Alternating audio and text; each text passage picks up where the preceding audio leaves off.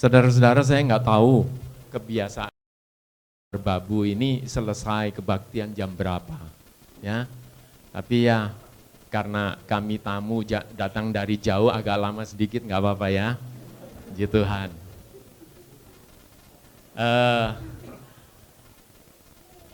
Ayat inti kita dikatakan di dalam Roma 1 ayat 17, dikatakan demikian.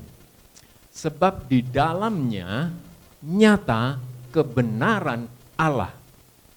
Yang nyata apa? Kebenaran Allah. Di mana kebenaran Allah ini nyata? Di dalamnya, di dalam kita. Ya.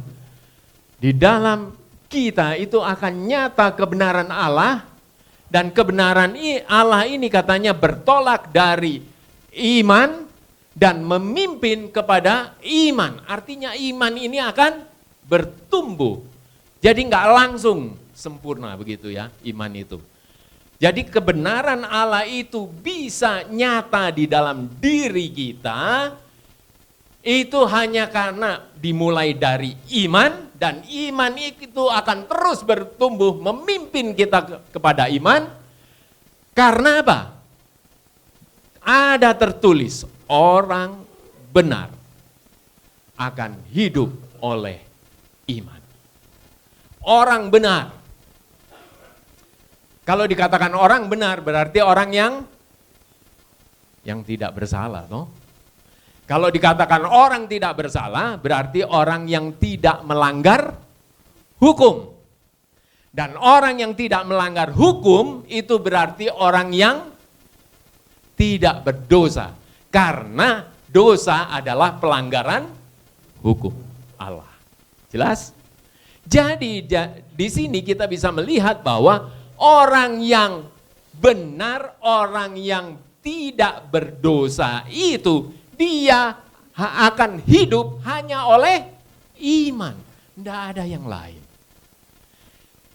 Tanpa hidup oleh iman, tidak ada orang benar. Itu yang mau dinyatakan di dalam ayat ini. Nah sekarang pertanyaannya adalah, dari mana iman itu berasal? Dari mana iman itu bisa timbul? Bagaimana iman itu bisa muncul? Ya, di dalam Roma 10 ayat 17, ingat tadi Roma berapa ayat inti kita?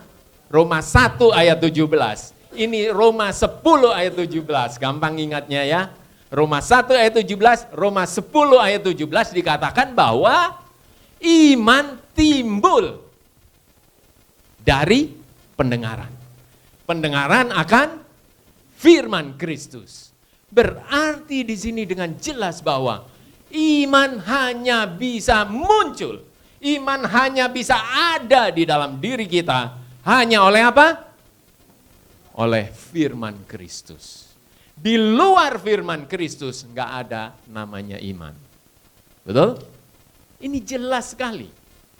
Jadi orang yang benar akan hidup oleh iman. Berarti orang yang benar akan hidup oleh mendengar firman Kristus. Tanpa firman Kristus nggak ada iman. Oke? Nah, hamba Tuhan Ellen White mengatakan begini. Kita tidak dapat berbuat apapun untuk memulaikan iman. Bayangkan saudara-saudara. Nggak bisa kita mau memulaikan iman itu nggak bisa. Kenapa? Karena iman adalah pemberian Allah. Pemberian. Jadi kalau Allah nggak mau memberikan, ya nggak ada iman itu. Tapi apakah Tuhan nggak mau memberikan iman itu? Tuhan sangat rindu untuk memberikan iman itu. Dan pasti Tuhan itu akan memberikan. Masalahnya seringkali kita yang nggak mau nerima. Itu masalahnya, ya. Nah, jadi kita tidak dapat memulaikan iman itu karena iman itu pemberian Allah. Kemudian lebih lanjut, ingat tadi iman memimpin kepada iman, berarti bertumbuh. Lihat, kita juga tidak dapat menyempurnakannya, nggak bisa. Ya, kenapa? Karena Kristuslah yang menyempurnakan iman kita. Berarti siapa yang mengerjakan? Kristus. Allah yang memberi, Dia juga yang akan mengerjakannya di dalam diri kita, menyempurnakan iman kita. Lihat, semuanya datang dari Kristus. Kerinduan untuk kehidupan yang lebih baik datang dari Kristus. Saudara-saudara, jangan dipikir kita mau datang ke gereja, merindukan hidup yang lebih baik, berbakti kepada Tuhan, itu karena hebatnya kita. No. Di sini dikatakan, kita ingin hidup lebih baik saja, itu adalah karunia dari Tuhan. Itu adalah pemberian. Itu datang dari Kristus. Jangan pernah kita itu merasa kita cukup hebat untuk apa? Untuk boleh datang kepada Dia. Saudara-saudara, tidak ada itu. Ketika manusia jatuh ke dalam dosa, yang bisa dia buat hanya satu, berdosa. Itu saja. Jadi kalau kita sekarang itu punya kuasa untuk tidak berbuat dosa, untuk melakukan apa yang baik, itu hanya datang dari Kristus. Itulah sebabnya Paulus bilang, aku gak pernah akan memegahkan diri tentang apapun, kecuali apa? Salib Kristus. Karena disitulah sumber dari semua kebaikan yang muncul dari kehidupan kita. Ya. Nah sekarang pertanyaannya adalah, apa sih iman itu? Kita perlu tahu betul, apa iman itu? Karena kalau kita nggak mengerti mengenai iman ini, maka kita nggak tahu apa yang harus terjadi di dalam kehidupan kita. Ya, apa iman itu? Ada yang tahu apa sih iman itu? Percaya terhadap yang tidak bisa dilihat. Saya tahu itu ambil dari Ibrani 11. Ibrani 11 ayat 1 bilang apa? Iman adalah dasar dari segala sesuatu yang kita harapkan. Kita berharap sesuatu, ya. Nah, iman itu adalah dasarnya dari apa yang kita harapkan. Dan kemudian dikatakan bahwa itu apa kata-katanya? Bukti, ya. Dasar dari apa yang kita harapkan dan bukti dari apa yang tidak kita lihat. Nah, kalau kita membaca ini, kita mikir-mikir, abstrak sekali ya. Apa ini dasar yang kita harapkan, bukti dari yang nggak kita lihat. Sangat abstrak. Tetapi kita akan melihat di sini, kita akan mengerti apa yang dikatakan oleh Ibrani 11 ayat 1 dengan sangat sederhana ketika kita melihat apa yang Yesus nyatakan sebagai iman itu. Matius 8 ayat 6 sampai 10, ini satu peristiwa di mana Yesus bertemu dengan seorang perwira. Dan perwira ini punya hamba yang sakit. Ya, hambanya sakit. Nah, dikatakan ketika perwira ini ketemu sama Yesus, dia mengatakan, Tuhan, hambaku terbaring di rumah karena sakit. Sakit lumpuh dan ia sangat menderita. Nah, kalau Yesus mendengar hal ini, tentu dia, karena hati Yesus ini penuh dengan belas kasihan dan kelembutan. Tentu dia dengan segera akan menolong. Itulah sebabnya Yesus menjawab, Yesus berkata kepada perwira itu, aku akan datang menyembuhkannya. Jadi apa yang dikatakan oleh Yesus? Oke, aku akan datang. Namun apa yang dinyatakan oleh perwira itu? Lihat baik-baik. Tetapi jawab perwira itu kepadanya, Tuhan, aku tidak layak menerima Tuhan di dalam rumahku. perwira ini merasa sebagai seorang yang gak layak. Tidak layak. Bahkan untuk menerima Yesus datang ke rumahnya. Dia sadar dia adalah orang kafir. Dia sadar dia orang berdosa.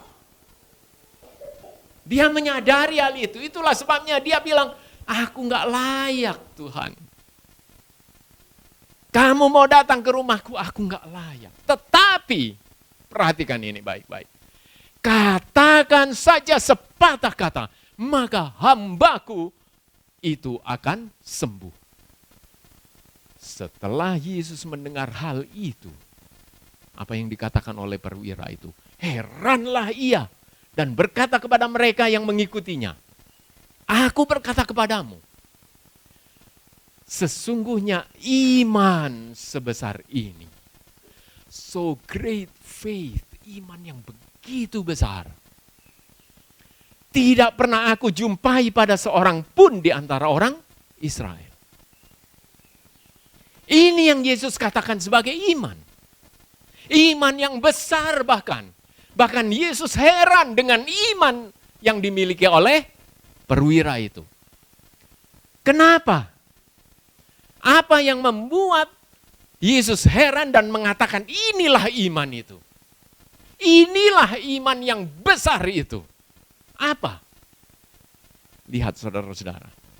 Apa yang diharapkan oleh perwira itu? Apa? Hambanya yang sedang sakit sembuh. Itu yang diharapkan. Dan bergantung kepada siapa atau kepada apa yang dinyatakan oleh perwira itu supaya apa yang dia harapkan itu boleh terjadi. Bergantung kepada apa? The word. Sepatah kata. Apa yang diucapkan oleh Yesus. Yesus mau datang ke sana. Yesus mungkin Yesus bisa jamah. Yesus bisa melakukan sesuatu. Tetapi iman dari perwira ini, no. Speak the word only. Ucapkan firman saja, sepatah kata saja. Hambaku akan sembuh. Jadi saudara-saudara kita bisa melihat di sini bahwa iman yang Yesus katakan itu sebagai iman yang besar, itu adalah berharap dan bergantung hanya kepada firman untuk melakukan apa yang dinyatakan oleh firman itu sendiri. Itulah iman. Jadi iman adalah berharap dan bergantung hanya kepada firman Tuhan untuk melakukan apa yang dikatakannya. Nah sekarang pertanyaannya adalah, bagaimana kita bisa berharap dan bergantung kepada firman kalau kita nggak tahu seberapa besar kuasa firman itu? Betul nggak? Ya. Nah, saudara-saudara, kalau kita punya backing, ya, backing, orang panglima tinggi lah ya, maka kita akan merasa lebih aman. Ya, kenapa lebih aman? Karena kita punya orang yang berkuasa, punya kuasa untuk bisa apa? Melindungi kita. Kita bisa berharap dan bergantung kepada dia keamanan kita, betul? Nah, bagaimana kita bisa berharap dan bergantung kepada firman? Kita harus tahu seberapa besar kuasa dari firman itu. Seberapa besar? Kalau kita mau lihat seberapa besar kuasa dari firman itu, maka kita harus datang melihat bagaimana Tuhan menciptakan dunia ini. Ya. Bagaimana Tuhan menciptakan dunia ini? Karena pada mulanya, dikatakan pada mulanya Allah menciptakan langit dan bumi. Pertanyaannya bagaimana Tuhan menciptakan langit dan bumi? Gimana caranya? Lihat, di dalam Mazmur 33 ayat 6, bagian yang pertama. Oleh firman Tuhan, ya, oleh firman Tuhan, langit telah dijadikan. Ayat 9, sebab dia apa? Berfirman, maka semuanya jadi. Betul? Nah, ketika itu bumi dalam kondisi bagaimana? Kosong, nggak berbentuk, gelap gulita, nggak ada apa-apa. Ya, nggak ada apa-apa. Yang ada hanya samudera raya yang menutupi. Dan kemudian apa yang dilakukan oleh Tuhan ketika menciptakan dunia ini? Dikatakan, berfirmanlah Allah, jadilah terang. Lalu terang itu jadi. Begitu diucapkan, apa yang diucapkan, dinyatakan oleh firman itu terjadi. Betul nggak? Ayat 6. Berfirmanlah Allah, jadilah cakrawala dan seterusnya. Maka jadilah demikian. Diucapkan, firman itu disampaikan, dikatakan, jadilah demikian. Dan seterusnya, berfirmanlah Allah, jadilah demikian. Berfirmanlah Allah, jadilah demikian. Berfirmanlah Allah, jadilah demikian. Dan seterusnya. Firman disampaikan, firman diucapkan, dari yang gak ada apa-apa, jadi ada. Itu kuasa firman. Dan ini kuasanya sangat besar. Kita gak bisa bayangkan besarnya. Saya mau ambil satu ilustrasi. 1 bulan yang lalu, 4 Sabat yang lalu lah ya. Saya berada di Tembagapura. Pada saat itu mungkin keluarga Thomas sedang berduka ya. Saya berada di sana, jadi saya hanya bisa sampaikan salam saja, titip turut berduka cita. Ya. Nah, saya berada di Tembagapura pada saat itu dan saya diajak untuk setelah kami mengadakan revival selama 4 hari, Rabu, Kamis, Jumat, Sabat. Ya, 4 hari. Kemudian hari Minggu saya diajak pergi ke sini. Ya. Ini tadinya adalah gunung yang seperti ini. Ya. Gunung yang sama tingginya, seperti ini. Ya. Kemudian Freeport mau ambil emasnya, ya kan? Mau ambil emasnya. Dan mereka ambil gunung yang tinggi itu, kemudian diambil, sampai sekarang ini habis sudah yang di posisi ini. Dan ini mereka melakukan, ambil ini 40 tahun, sekitar 40 tahun lamanya. Jadi yang tadinya gunung yang tinggi, sekarang jadi, ya. Dan katanya saya nggak ngukur sendiri ya. Katanya masuk ke dalamnya itu sekitar 1 kilometer. Dan lebarnya ini, diameternya ini 3 kilometer. Katanya saya nggak pernah ngukur sendiri ya. Karena saya lihat dari jauh saja, ini yang ambil foto di sini ya. Jadi 40 tahun. Dan saudara tahu, untuk mendapatkan itu, mereka harus pakai alat berat yang luar biasa. Saya belum pernah lihat alat berat sebesar ini. Saudara lihat ini. Ini adalah untuk ngeruk. Nah, saya suruh istri saya untuk duduk di situ supaya saudara bisa membayangkan seberapa besar untuk ngeruk. Ya. Kecil sekali ini istri saya ya memang enggak terlalu besar sih. Ya.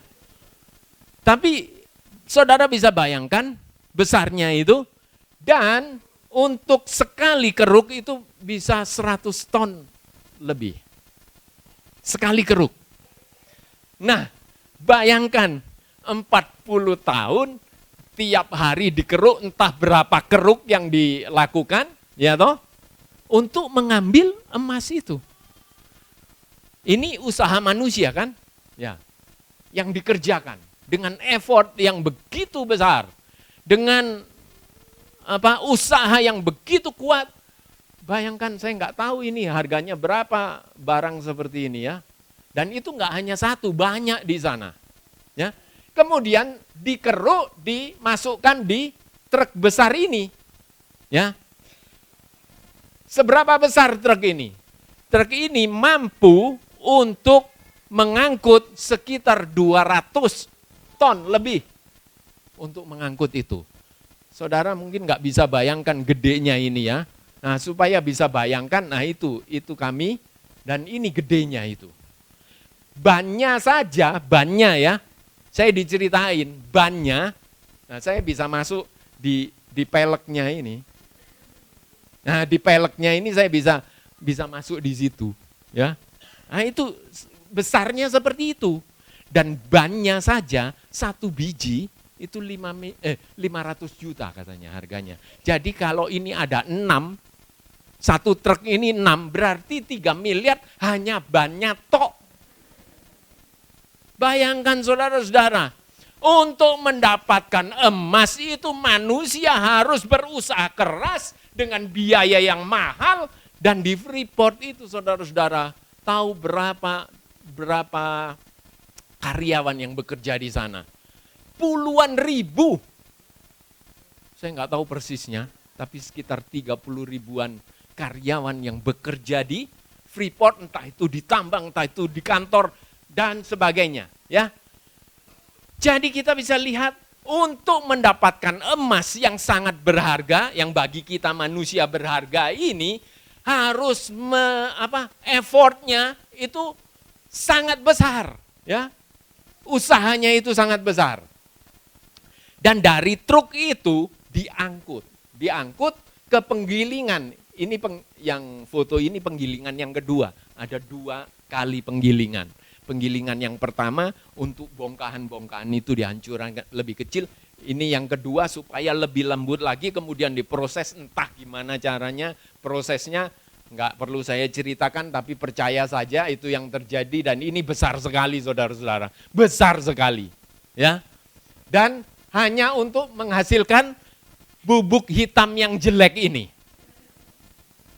Bayangkan saudara-saudara, kalau saudara-saudara nggak dikasih tahu bahwa ini ada emasnya, saudara nggak akan menghargai bubuk hitam ini. Benar, nggak akan menghargai. Tapi karena di situ ditulis ada emasnya, ada tembaganya, maka kita lihat, oh ini berharga. Ya. Tapi seandainya nggak dikasih tahu, Pak Buguan saya kasih ini dibuat bangun ini, dikira pasir.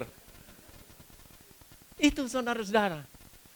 Hanya untuk mendapatkan bubuk hitam yang jelek ini, harus melalui effort, usaha yang begitu mahal, begitu besar, dengan melibatkan begitu banyak manusia dan alat-alat yang berat. Ya. Dan dari sini saudara-saudara, ini baru dikirim lewat pipa menuju ke pelabuhan di Timika. Kemudian di sana diangkut oleh kapal-kapal untuk dikirim ke smelter-smelter di beberapa negara di dunia ini. Dan di situ baru diproses lagi supaya bisa jadi, wow. Nah kalau dikasih ini langsung mau semua ya. Tapi kalau dikasih yang hitam ini tadi, mikir-mikir, kalau nggak dikasih tahu ya. Tapi kalau dikasih tahu pasti disimpan. Ini saya simpan, saya dikasih. Saya bawa keluar ini dari Freeport harus ada surat. Jadi mereka harus bikin surat bahwa ini souvenir, boleh dibawa. Hanya kecil padahal, cuman segini loh saudara-saudara. Cuman segini, harus bawa surat. Harus urus surat supaya saya. Jadi waktu mau keluar dari Freeport, mau naik bis, dimasukkan di X-ray, ketahuan saya bawa ini. Langsung koper saya disendiriin. Ya. Kemudian saya dipanggil, maju, tunjukkan surat. Oh, oke, masuk, jalan. Kalau nggak ada surat, saudara-saudara, saya dianggap maling. Karena begitu berharganya. Ya. Barang yang jelek ini begitu berharga. Jadi luar biasa. Nah setelah diproses begini baru kita lihat luar biasanya. Tapi itu harus harus usaha yang begitu besar dengan biaya yang besar untuk bisa mendapatkan hal ini. Tapi kalau Tuhan bagaimana? Hanya berfirman, maka jadi emas itu. Ya toh? Jadi coba bayangkan, bandingkan kuasa manusia yang seringkali kita bangga-banggakan itu, kehebatan kita itu, yang seringkali kita itu merasa sombong, sehingga kalau disindir sedikit tersinggung, karena harga diri kita itu terlalu kita jaga, ya toh? Dibandingkan dengan kuasa Allah yang begitu besar. Hanya berfirman Dia, maka jadilah emas itu dengan hanya berfirman. Emas itu jadi. Bahkan di sorga jadi aspal, saudara-saudara. Di sini kita apa? Harus dijaga. Mau keluar harus surat. Aduh.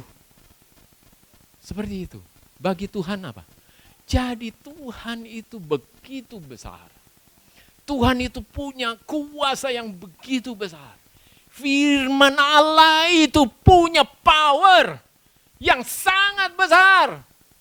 Itulah sebabnya kita bisa berharap dan bergantung kepada firman itu. Supaya firman itu boleh melakukan apa yang baik, apa yang benar. Membuat kita boleh hidup menjadi orang benar. Dan apabila kita berharap dan bergantung hanya kepada firman yang punya kuasa yang besar itu, itulah yang disebut dengan iman. Jadi kita nggak berani lagi mengandalkan diri kita sendiri. Karena kita nggak punya kuasa apa-apa. Kuasa kita sangat kecil, saudara-saudara. Kuasa Allah begitu besar. Masa kita nggak mau bergantung dengan kuasa yang begitu besar itu, yaitu firman itu.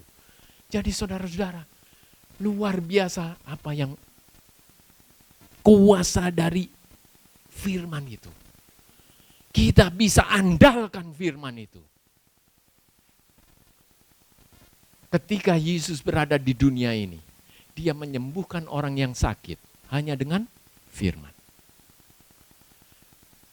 Dia membangkitkan orang mati hanya dengan firman.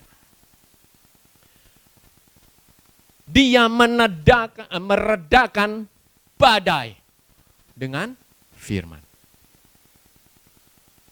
Jadi, semuanya hanya oleh firman. Karena di dalam firman itu ada kuasa. Kuasa yang sangat luar biasa, saudara-saudara. Melihat kebesaran ini saya nggak berani lagi mengandalkan diri saya. Saya hanya ingin mengandalkan apa? Kristus yang adalah firman. Betul? Kristus adalah firman itu. Pada mulanya adalah firman. Firman itu bersama-sama dengan Allah. Dan firman itu juga Allah. Dan oleh firman itu dunia dijadikan. Dan firman itu telah menjelma menjadi manusia. Dan itulah Yesus. Bayangkan saudara-saudara. Firman yang begitu besar, begitu berkuasa. Yesus Kristus, Dia rela datang ke dunia ini. Menjadi manusia yang lemah seperti kita. Bukankah itu satu pengorbanan yang besar, saudara-saudara? Hanya tujuannya untuk menjangkau kita. Karena Dia sangat mengasihi kita. Itulah firman. Itulah Yesus Kristus. Nah sekarang lebih lanjut, saudara-saudara. Ini iman. Nah, tadi ingat bahwa iman itu perlu dilatih. Betul ya? Nggak bisa ujuk-ujuk. Aduh, ujuk-ujuk. Ini bukan di Jawa ini ya. Nggak bisa tiba-tiba iman itu jadi sempurna. Nggak bisa. Ya. Bukan karena firman itu nggak punya kuasa. Firman itu punya kuasa untuk menyempurnakan iman kita. Firman itu juga punya kuasa untuk tiba-tiba iman kita itu sempurna. Tapi kenapa perlu dilatih iman itu? Saudara-saudara, kalau seandainya Tuhan itu memberikan langsung, yang menjadi masalah adalah di kita. Kita tidak kuat untuk menanggungnya. Benar? Jadi bukan karena kuasa firman itu enggak mampu. Kenapa kok kita ini kok hidupnya seperti ini terus ya? Masih katanya orang benar hidup oleh iman. Kok enggak jadi orang benar gitu loh. Iya toh? Kok masih aja ada dosa? Kenapa? Karena Tuhan mau latih kita itu sedikit-sedikit. Kalau langsung KO kita. Enggak kuat. Karena firman itu begitu besar, begitu berkuasa. Dan kita enggak mampu. Itulah sebabnya perlu dilatih. Makanya dikatakan pengetahuan tentang apa yang kitab suci maksudkan tentang ketika mendorong kita perlunya untuk melatih iman, cultivating faith, mengolah iman, lebih penting dari pengetahuan lain yang dapat diperoleh orang-orang muda. Kita seringkali, juga orang tua ya, orang tua. Seringkali kita lebih penting anak kita itu pinter matematika dibanding pinter apa? Alkitab, betul enggak? Kalau untuk matematika berani keluarkan uang, bayarin supaya anak kita pinter matematika. Tapi kalau tentang firman Tuhan, ya kalau sempatlah renungan pagi, ya toh? Saudara-saudara, karena kita tidak merasa itu penting. Hamba Tuhan mengatakan melatih iman itu ilmu yang paling penting dari ilmu yang lain. Kenapa itu penting? Kenapa ilmu ini penting? Dikatakan kita menderita banyak kesulitan dan kesedihan karena apa? Karena kurang iman, karena ketidakpercayaan. Saudara tahu? Kita seringkali stres, ya, menghadapi situasi dunia ini. Kenapa? Masalahnya apa? Karena kurang iman. Karena nggak percaya, betul? Ya. Dan ketidaktahuan kita tentang bagaimana melatih iman. Nggak tahu kita gimana caranya melatih iman itu. Nah, oleh sebab itu kita harus menerobos awan ketidakpercayaan. Kita tidak bisa memiliki pengalaman Kristen yang sehat. Kita tidak bisa mematuhi Injil, nuruti Injil. Dan diselamatkan sampai ilmu iman yang lebih baik dipahami dan sampai iman dilaksanakan. Lihat. Jadi penting enggak? Penting. Dan ini lebih penting dari segalanya. Tidak ada kesempurnaan karakter Kristen. Tidak ada kesempurnaan karakter Kristen. Kalau orang Kristen yang sempurna karakternya, itu berarti orang benar. Betul? Orang benar. Ya. Orang yang enggak berdosa. Tidak ada kesempurnaan karakter Kristen tanpa iman yang bekerja oleh kasih dan memurnikan jiwa. Jadi tanpa iman, tidak ada itu karakter yang sempurna. Tidak ada itu orang benar, enggak ada. Itulah sebabnya kita perlu tahu bagaimana iman ini dilatih. Oke, mari kita lihat. Saya ajak kita untuk bagaimana Tuhan melatih imannya Abraham, supaya kita tahu, oh gitu toh ternyata caranya. Ya, mari kita lihat. Saudara-saudara tahu Abraham ini dijanjikan oleh Tuhan untuk menjadi apa? Bangsa yang besar. Ya, bapa dari bangsa-bangsa. Nah, pada saat kejadian 15 ini, itu Abraham masih bernama Abram, ya, ingat itu. Masih namanya Abram, ya. Nah, Kejadian 15 ini, umur Abram pada saat itu umur 80 tahun, ya. Dan kemudian Sarai ya, belum Sarah ya. Sarai umur berapa? Ada yang tahu? Kalau Abram umur 80 tahun, Sarai umur berapa? Lupa ya. Lupa Alkitab. Umur berapa? Berapa beda mereka? 10 tahun. Berarti umurnya 70 tahun dan dikatakan Sarai itu mandul. Ya, Sarai mandul. Jadi nggak bisa punya anak. Nah, orang yang mandul itu bisa haid nggak? Orang yang mandul. Yang nggak bisa punya anak. Bisa haid nggak? Bisa ya. Bisa haid. Kok ngelantur ini ngomong sampai ini? Enggak ngelantur saudara-saudara, nanti kita lihat ya. Nanti kita lihat pelan-pelan. Jadi kondisinya itu adalah Abram sudah tua 80 tahun dan Sarai mandul. Jadi Abram itu mikir, ya berarti nanti warisan ini enggak bisa ke anak, karena enggak punya anak, maka satu-satunya adalah ke Eliezer, hambanya. Tapi apa yang dikatakan oleh Tuhan? No, bukan Eliezer. Ya toh? Nah, kemudian ini yang dikatakan oleh Tuhan. Tuhan mau melatih imannya Abraham ini. Ya.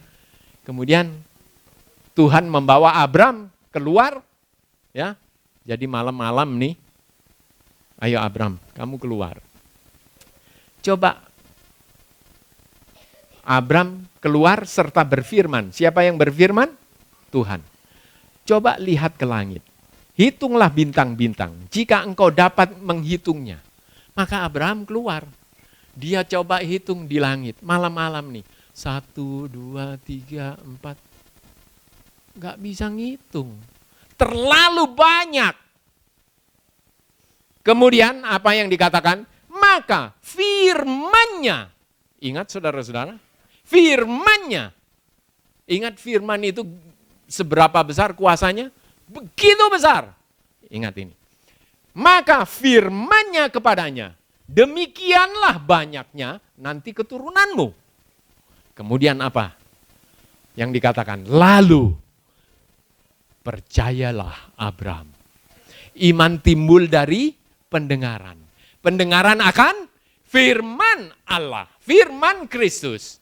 Ketika Abram mendengar apa yang difirmankan oleh Tuhan, bahwa keturunanmu akan seperti bintang di langit itu, kamu gak bisa menghitungnya, lalu apa? Timbul iman itu. Lalu percayalah Abram, dan maka Tuhan memperhitungkan hal itu kepadanya sebagai kebenaran. Itulah yang namanya pembenaran oleh iman. Abram sudah tua, Sarah haid, gak ada yang bisa dia lakukan supaya bisa memenuhi apa yang firman nyatakan. Itulah sebabnya dia hanya bisa berharap dan bergantung kepada firman. Supaya firman itu melakukan apa yang dinyatakan oleh firman itu sendiri. Oke? Abraham percaya. Abraham timbul iman itu. Dan kemudian, apakah iman itu bagus terus? Bagus terus enggak imannya Abraham? Ayo semangat, saya lihat sudah mulai ngantuk-ngantuk. Ya, saya usahakan enggak sampai setengah jam lagi. Ya, baru diusahakan loh ya, berarti enggak janji. Ya, nah Abraham yang sudah imannya timbul ini, apa yang terjadi? Kejadian 16 ayat 2. Ya. Berkatalah Sarai kepada Abram, engkau tahu, Tuhan tidak memberi aku melahirkan anak. Karena itu, baiklah hampiri hambaku itu. Mungkin oleh dialah aku dapat memperoleh seorang anak. Maka manusia ini mulai berpikir. Ya. Dan Abram mendengarkan apa? Perkataan Sarai. Sarai ini Tuhan atau manusia? Manusia. Betul? Nah, Abram mendengarkan perkataan Sarai yang adalah manusia. Jadi di sini kita bisa melihat bahwa ketika sebelumnya iman Abraham itu timbul percaya kepada apa yang dinyatakan oleh firman itu, dan dia percaya bahwa kalau Tuhan sudah bilang itu akan terjadi, maka apa yang terjadi dengan Abraham? Iya ya, ayo kita bantu Tuhan, ya, bantu Tuhan supaya apa yang dinyatakan oleh Tuhan itu terjadi. Saudara-saudara, betapa sering di dalam kehidupan kita sehari-hari kita mau melakukan sesuatu untuk bantu Tuhan. Oleh apa? Kekuatan dan kuasa kita sendiri. Dengan usaha kita, dengan upaya kita.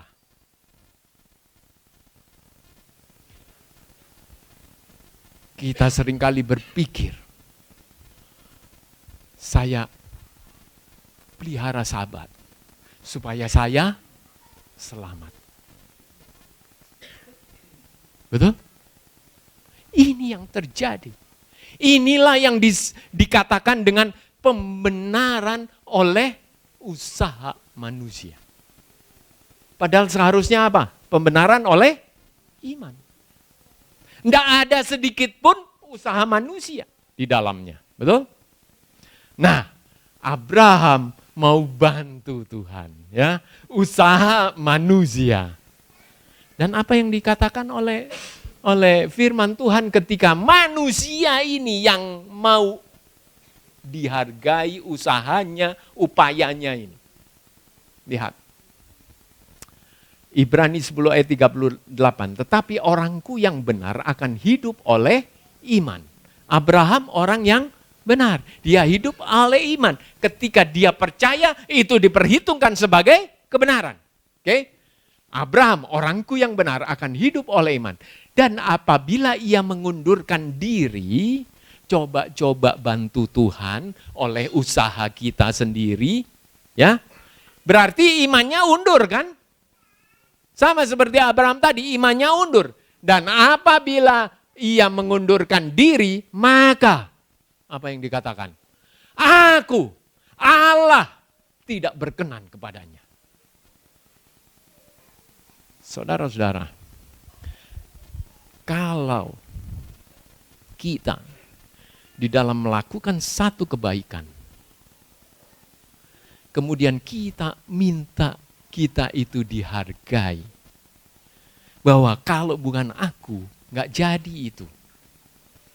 Kalau bukan karena aku, gereja ini nggak bagus begini. Apa yang dikatakan oleh firman ini? Berarti usaha manusia yang ditampilkan, dan itu berarti Tuhan tidak berkenan. Kenapa Tuhan tidak berkenan? Kenapa Tuhan tidak berkenan? Segala sesuatu yang tidak berdasarkan iman adalah dosa. Jelas? Segala sesuatu yang tidak berdasarkan iman. Kalau berdasarkan iman, itu berarti bukan kita yang melakukan, tapi siapa? Firman itu yang melakukannya. Betul? Itulah iman.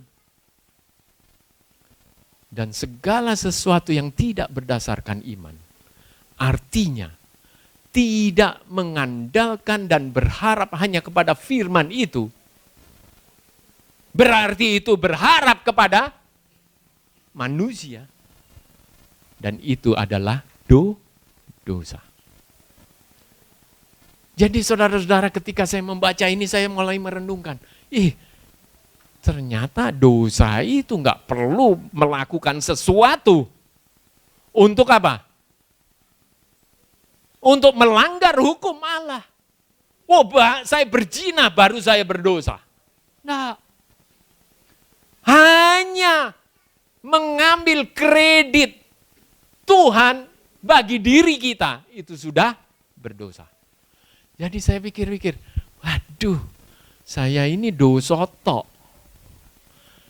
Banyak sekali dosa saya. Karena begitu banyak di dalam kehidupan sehari-hari ini yang terlalu mengandalkan diri saya. Saudara-saudara, kalau ada masalah terjadi, seringkali apa? Kita putar otak dulu, gimana ya menyelesaikan ini? Betul? Gimana menyelesaikan ini? Oh, kita punya rencana A, B, C, D. Wah, kita jalankan rencana itu. Berhasil rencana itu. Wah, karena saya hebat. Karena saya bisa lakukan ini. Tapi begitu nggak berhasil, baru kita nggak tahu apa yang harus kita lakukan, baru kita datang kepada Tuhan. Jadi Tuhan itu jadi ban serep, saudara-saudara. Betul nggak? Ini yang seringkali terjadi. Tapi Tuhan mau orangku yang benar hidup hanya oleh iman. Saudara-saudara, jangan dipikir ini hanya masalah rohani. Seringkali kita memisahkan antara hal rohani dengan hal jasmani yang ada di dunia ini. Betul nggak? Seringkali kita pisahkan. Tapi saudara-saudara, ingat bahwa nggak bisa dipisahkan ini. Hal jasmani, hal rohani, semuanya harus hidup oleh iman. Mengandalkan kepada firman Tuhan. Nah, ini yang terjadi. Nah, setelah Abram,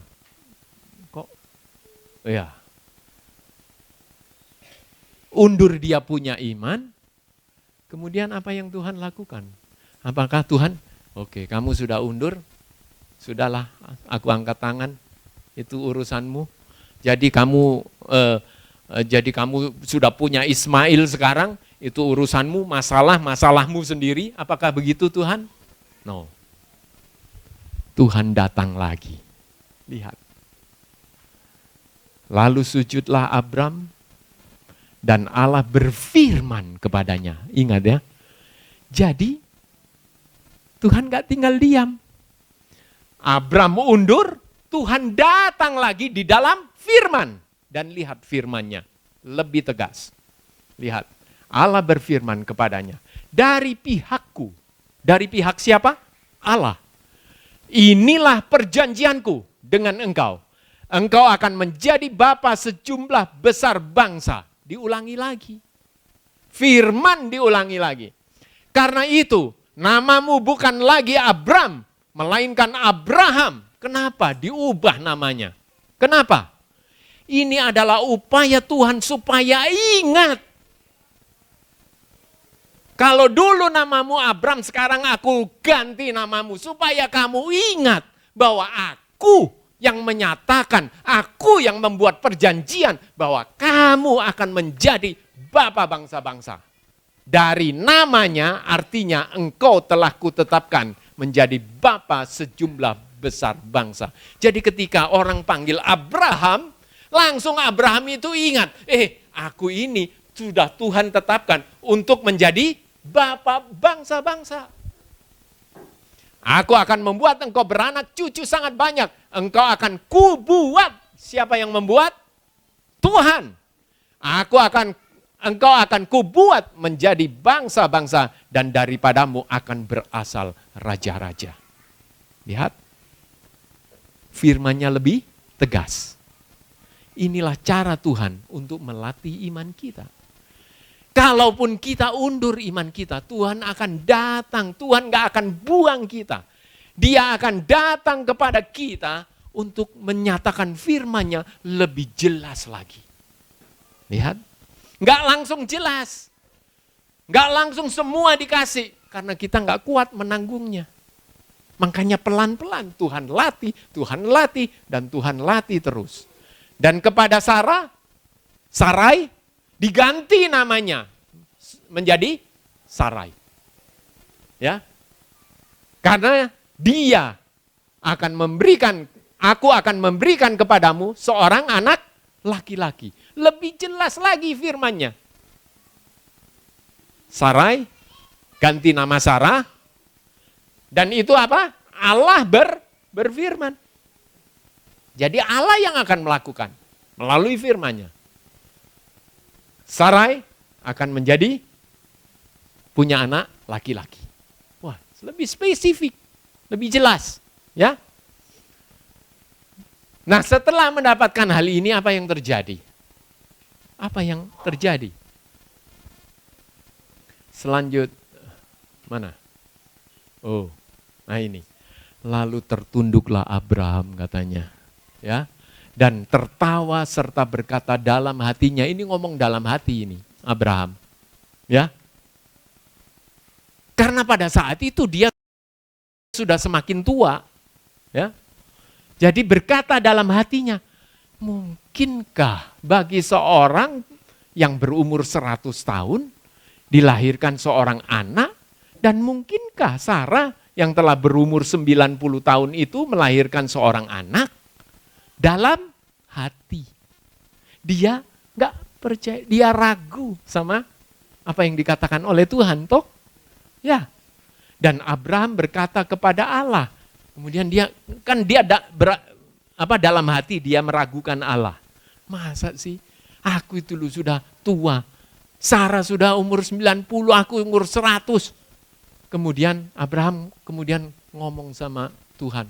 Abraham berkata kepada Allah, sekiranya Ismail diperkenankan hidup di hadapanmu. Jadi Abraham bermohon, okelah Tuhan, aku udah gak mungkin Tuhan.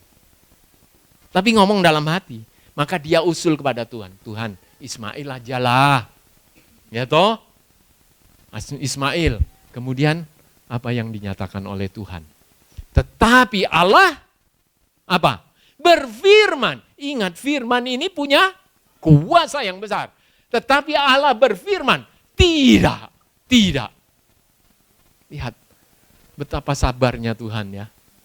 Dia diragukan, dia nggak dipercaya, tapi dia datang lagi untuk menyatakan firman. Tidak, melainkan istrimu Sarah lah yang akan melahirkan anak laki-laki bagimu. Engkau akan menamai dia Ishak. Lebih jelas lagi, lebih spesifik lagi. Sebelumnya dikatakan kamu akan melahirkan seorang anak laki-laki. Tapi sekarang Tuhan mau lebih jelas lagi firman itu. Nah, kamu akan melahirkan seorang anak laki-laki dan namai dia Ishak. Bukan Ismail, Ishak. Ya, Ishak. Dan aku akan mengadakan perjanjianku dengan dia.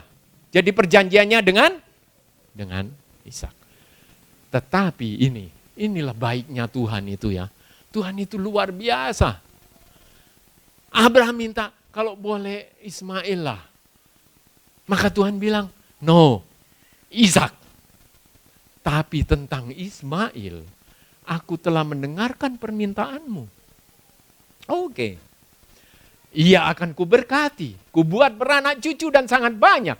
Ia akan memperanakkan 12 raja dan aku akan membuatnya menjadi bangsa yang besar. Tetapi, lihat, perjanjianku akan kuadakan dengan Ishak. Dan yang akan dilahirkan Sarah bagimu tahun yang akan datang. Lebih spesifik lagi. Lihat bagaimana Tuhan melatih imannya Abraham. Supaya dia nggak lagi bergantung dengan usahanya, nggak lagi bergantung dengan Ismail yang adalah anak perhambaan dikatakan, tapi bergantung kepada anak perjanjian. Dan itulah iman. Tuhan mau melatih supaya Abraham bergantung hanya kepada firman itu. Ya, makanya dikatakan tahun depan. Luar biasa Tuhan ini ya. Dan saudara-saudara, kalau kita serahkan kehidupan kita kepada Tuhan, Dia akan menuntun kita semakin hari semakin jelas apa yang menjadi maksud Tuhan bagi kehidupan kita masing-masing. Kenapa kita seringkali tidak jelas firman itu? Karena terlalu sering kita itu merasa kita masih bisa melakukan sesuatu. Itu yang membuat firman itu kabur dan kabur terus. Tetapi kalau kita mau serahkan Tuhan, Tuhan aku orang yang gak berdaya, gak bisa lakukan apa-apa. Maka Tuhan akan datang dengan firman. Untuk memberikan kepada kita semakin tegas firman itu, semakin kuat firman itu, dan kita semakin percaya kepada firman itu, dan firman itu akan melakukan kuasanya di dalam diri kita. Abraham dilatih. Lebih tegas tahun depan. Kejadian 18 itu masih tadi 17 ya, 18. Tuhan datang lagi. Firman-Nya ya, sesungguhnya aku akan kembali tahun depan mendapatkan engkau, pada waktu itulah Sarah istrimu akan mempunyai seorang anak laki-laki. Dan Sarah mendengarkan pada pintu kemah yang di belakangnya. Adapun Abraham dan Sarah telah tua dan lanjut umurnya. Dan malahan apa? Sarah bagaimana? Mati haid. Kalau dulu 20 tahun yang lalu Sarah mandul tapi masih haid. Masih haid. Berarti masih ada harapan lah. Kalau Tuhan buka saja sedikit kandungannya, maka bisa itu terjadi. Tapi sekarang apa yang terjadi?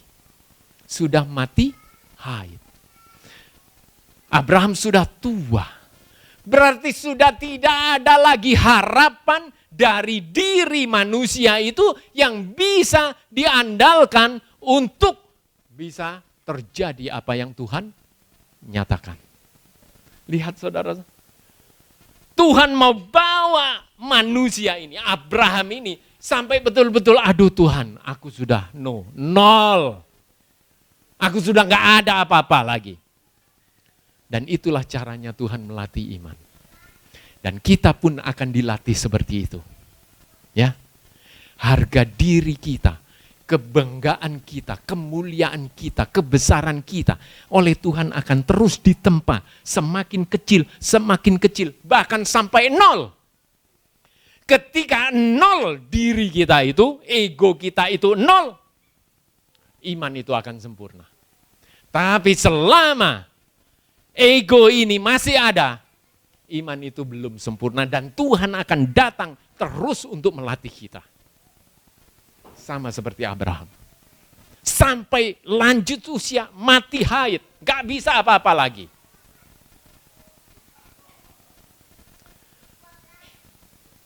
Kemudian tahun depan apa yang terjadi? Tuhan memperhatikan Sarah seperti yang difirmankannya. Jadi yang melakukan siapa?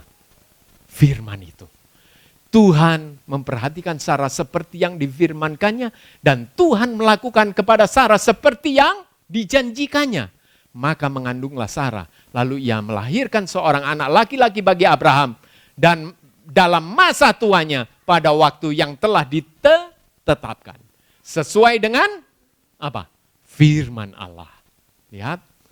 Abraham menamai anaknya itu yang baru lahir itu Ishak. Kenapa Abraham menamai Ishak?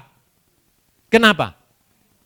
Karena firman itu menyatakan bahwa kamu akan punya anak dan namai dia Ishak. Dan Abraham nurut. Enggak pakai nama yang lain. Ishak, ya. Yang dilahirkan Sarah baginya.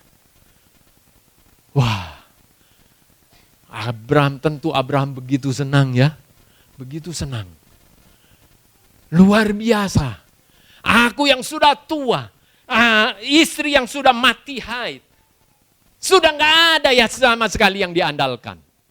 Namun Tuhan sesuai dengan kuasa firman-Nya. Tuhan telah melakukannya. Seorang anak telah terlahir bagi dia. Itu karena apa? Karena iman. Ia, Abraham juga, dan Sarah beroleh kekuatan untuk menurunkan anak cucu. Karena apa? Karena iman. Karena apa? Sudah gak ada lagi dari diri manusia yang bisa diandalkan. Hanya iman. Hanya percaya. Hanya berharap dan bergantung kepada firman Allah. Aku sudah tua. Sarah sudah mati haid. Hanya, lihat, walaupun usianya sudah lewat. Karena ia menganggap dia yang memberikan janji itu setia. Itulah sebabnya maka dari satu orang Malahan orang yang telah mati pucuk, terpancar keturunan besar seperti bintang di langit dan seperti pasir di tepi laut yang tidak terhitung banyaknya. Karena apa? Karena apa ini bisa terjadi? Karena iman. Dan ingat saudara-saudara, iman itu hanya Tuhan yang bisa melatih. Luar biasa ya Tuhan kita ini. Nah, sebab sekalipun tidak ada dasar untuk berharap. Ada nggak dasar Abraham untuk berharap? Nggak ada. Tidak ada dasar untuk berharap. Namun Abraham berharap juga dan percaya. Dan itulah iman. Iman adalah dasar dari sesuatu yang kita harapkan. Abraham berharap untuk punya anak. Tapi nggak ada dasar untuk bisa berharap. Tapi iman adalah dasar dari apa yang dia harapkan. Jelas sekarang? Jelas apa yang dimaksudkan dengan Ibrani 11 ayat 1? Kan kemudian saudara-saudara. Imannya tidak menjadi lemah. Walaupun ia mengetahui bahwa tubuhnya sudah sangat lemah. Karena usianya telah kira-kira 100 tahun. Dan bahwa rahim Sarah telah tertutup. Tetapi terhadap janji Allah, ia tidak bimbang. Kenapa tidak bimbang? Karena dia sudah dilatih oleh Tuhan imannya itu melalui pengalaman hidup Abraham. Karena ia tidak bimbang karena ketidakpercayaan. Malah apa? Ia diperkuat dalam imannya dan ia memuliakan Allah. Saudara-saudara, kita tidak akan bisa memuliakan Allah tanpa iman. Betul enggak? Karena kalau enggak ada iman, berarti diri yang akan muncul. Kalau diri muncul, berarti apa? Siapa yang dimuliakan? Manusia. Jadi otomatis. Karena iman Abraham itu, dirinya sudah enggak bisa apa-apa, maka dia bisa memuliakan Allah. Messengers group. Saudara-saudara tahu, nyanyi di depan ini sangat mudah, kita itu menjadi sombong. Betul? Sangat mudah. Apalagi nanti saudara-saudara, nyanyinya bagus ya. Waduh. Itu otomatis manusia. Manusia sudah seperti itu. Ya. Dan kalau itu yang terjadi, berarti kemuliaan siapa? Diri. Walaupun kita berdoa ya, biarlah saya menyanyi untuk kemuliaan Tuhan, tapi begitu diri ini, kemuliaan Tuhan langsung hilang. Betul enggak? Jadi ini enggak main-main saudara-saudara. Iman ini luar biasa ya. Dengan penuh keyakinan bahwa Allah berkuasa. Lihat, Abraham, penuh keyakinan dia. Dia tahu bahwa Allah berkuasa. Dia nggak bisa apa-apa, Allah berkuasa untuk melaksanakan apa yang ia telah janjikan. Karena itu, hal ini diperhitungkan kepadanya sebagai kebenaran. Kata-kata ini, yaitu hal ini diperhitungkan kepadanya, tidak ditulis untuk Abraham saja, tetapi untuk ditulis juga untuk kita. Sebab kepada kita pun Allah memperhitungkannya. Karena kita percaya kepada Dia yang telah membangkitkan Yesus Tuhan kita dari antara orang mati. Yaitu Yesus yang telah diserahkan karena pelanggaran kita dan dibangkitkan karena pembenaran kita. Pembenaran oleh iman. Itu berarti kuasa Allah yang terjadi di dalam diri kita. Tidak ada sedikit pun kuasa manusia. Dan itulah pembenaran. Dan apa yang dialami oleh Abraham, itu juga bisa dialami oleh kita semua. Puji Tuhan. Tuhan akan mengajar kita. Nah, cukup sampai di situ Tuhan ngetes Abraham. Lihat saudara-saudara, apa yang terjadi. Apa yang terjadi? Setelah semuanya itu, sudah lahir Ishak. Ishak sudah semakin besar. Ini tuh Abraham sadar ini anak perjanjian. Ini adalah anak yang Tuhan berikan hanya oleh kuasa firman. Kemudian apa yang terjadi? Ia berfirman. Ingat saudara-saudara. Berfirman lagi. Bayangkan. Iya, Allah berfirman kepadanya. Abraham.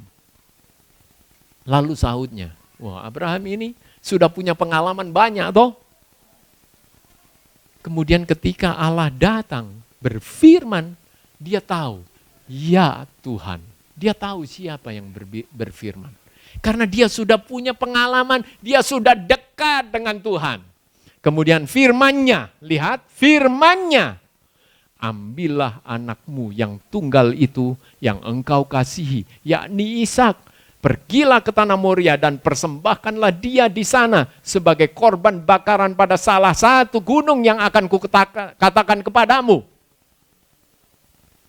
Saya mau tanya, kalau Pak Benyamin dengar suara Tuhan seperti ini, kira-kira apa? Tuhan apa-apaan Tuhan ini? Yang benar aja Tuhan. Engkau sudah bilang Ishak ini loh. Kau tahu-tahu suruh persembahkan. Tuhan ini nggak main betul Tuhan ini. Betul? Kita akan bilang begitu. Karena apa? Apa yang disampaikan bertentangan dengan apa yang disampaikan sekarang. Tapi inilah ujian iman. Apa yang dilakukan oleh Abraham? Ini malam dia dapat firman ini. Ayat selanjutnya dikatakan, pagi-pagi benar. Abraham langsung bersiap-siap. Dia ambil kayu api. Dia ajak anaknya, dia ajak bujangnya. Langsung pergi sesuai dengan apa yang difirmankan oleh Tuhan. Lihat saudara-saudara. Kadang-kadang kita akan dihadapkan pada sesuatu yang seolah-olah itu bertentangan dengan firman yang sebelumnya. Seolah-olah, ya. Tetapi Tuhan mau ngetes kita. Tuhan mau latih iman kita ini sempurna apa enggak? Ya toh? Jadi Abraham ketika dia mendengar firman itu, dia langsung kerjakan. Jadi iman itu akan menghasilkan apa? Penurutan. Walaupun mungkin itu nggak masuk di logika manusia. Nggak masuk loh ini di logika, betul? Wong Tuhan sudah bilang ini loh, sudah ada Ishak ini. Sudah ada Ishak dan Ishak akan menjadi bangsa yang besar. Kemudian suruh persembahkan, nggak masuk di logika. Jadi saudara-saudara hati-hati. Kalau di dalam kehidupan ini kita terlalu banyak bermain di logika. Karena logika akan bertentangan dengan iman. Ya. Iman itu percaya hanya kepada firman. Apa yang dinyatakan itu benar. Dan itu akan dituruti. Dan Abraham, saya bisa rasakan, aduh beratnya langkahnya dia toh. Tapi dia enggak berat, dia jalani karena dia punya iman. Imannya sudah sempurna. Maka dia jalan ke gunung itu. Dan ketika sudah mau dipotong anaknya itu, mau disembelih, kemudian datang firman. Jangan bunuh di anak itu dan jangan kau apa-apakan dia. Sebab telah ku ketahui sekarang bahwa engkau takut akan Allah. Saudara-saudara, pekabaran malaikat pertama, apa? Takut akan Allah. Bisa kita takut akan Allah? Harus diajar dulu. Tuhan yang mengajar kita melalui pengalaman mati bagi diri kita. Maka kita baru bisa takut akan Allah. Iman yang sempurna.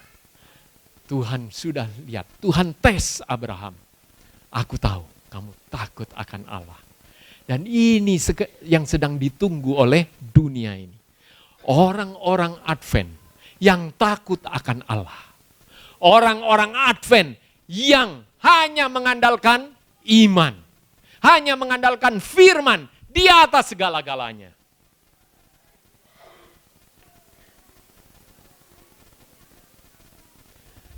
Jadi mereka yang hidup dari iman, merekalah yang diberkati bersama-sama dengan Abraham yang beriman itu.